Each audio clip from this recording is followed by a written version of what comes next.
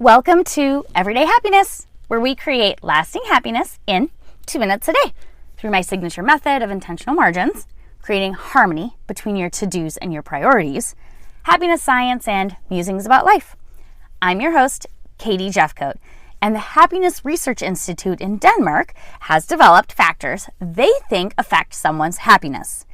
They have 6 factors they group together. They are health, relationships, freedom, trust, kindness, and money. Today, we're talking about trust. Where you feel trust, you have happiness levels that are high. In the Nordic, Scandinavian countries, trust levels are high. Their population believes they can trust people. In Scandinavian countries, if you ask them if they think they can be trusted, 3 out of 4 people will say yes.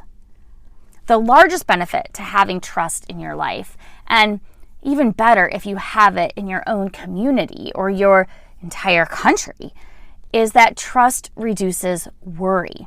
It reduces stress and anxiety, and we just assume people are good. On the contrary, you can see how if you don't have high levels of trust for mankind, you don't trust your neighbor or authority, you're filled with worry and anxiety as a baseline. It's fascinating, right? If you look generally at the United States, you can see how our cultural lack of trust has driven policy and even outrage in today's society. You can also look at your home, and if you live in a loving home, you can see how trust supports that happiness. Or even kids going to school, you can see how they trust their school environment, their teachers, and how that brings them not only happiness, but less anxiety as they walk into their day. Some of this is blind trust, right? You almost have to give your trust before it's earned and hope for the best.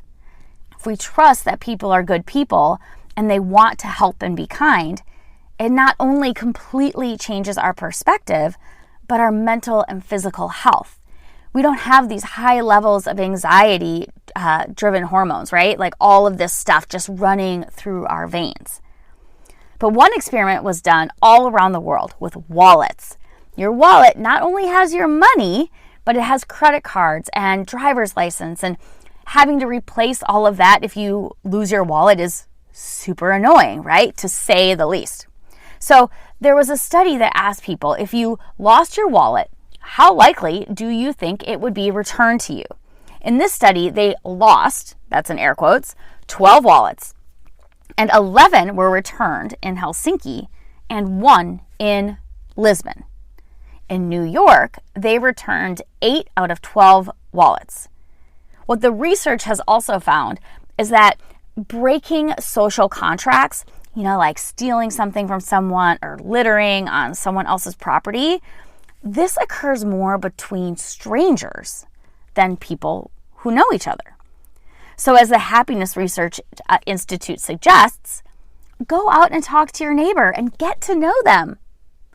So until next time, remember that kindness is contagious, and you get to be a kindness crusader by spreading a tiny bit of kindness today.